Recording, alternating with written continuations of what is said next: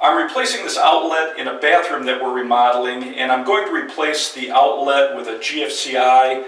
There is no GFCI protection for this outlet, and in a bathroom, the outlets should be protected by a GFCI, or the outlet should be a GFCI. Always turn off the power to any circuit you're working on, and then test it with an electrical tester. A shock under the right conditions can be deadly. Once you've removed the outlet from the electrical box, remove the wires. In your electrical box, to the outlet, you're going to have one hot wire and one neutral wire, or you're going to have two hot wires and two neutral wires. And depending on the electrical box and how it was wired, you're going to have a bare ground wire, a green ground wire, or if you have conduit and metal boxes, you're going to have a grounded electrical box. In this box I have one hot wire and one neutral wire. I don't have a ground wire. Because we're in the Chicago area and we have metal boxes, this metal box should be grounded. The metal box is connected to metal conduit all the way back to the service panel where it's grounded. And to confirm that it's grounded, I'm going to turn the power back on and test between the hot wire and the neutral wire. You can see it's 120 volts. Now I'm going to test between the hot wire and the metal box. You can see it's 120 volts, so this metal box is grounded.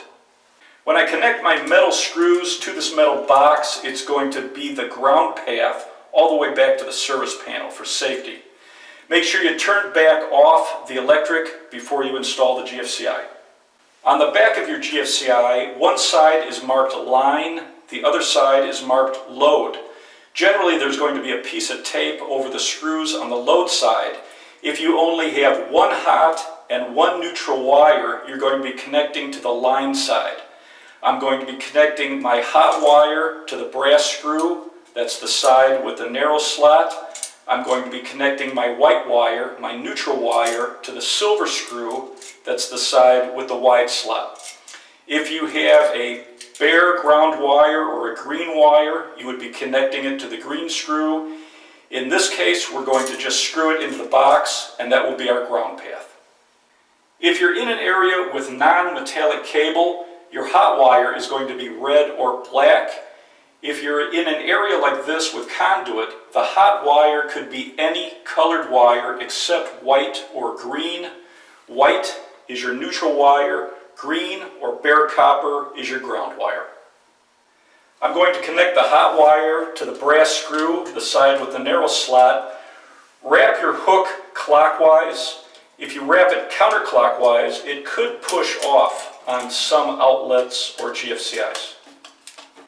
Connect your neutral wire to the silver screw, the side with the wide slot.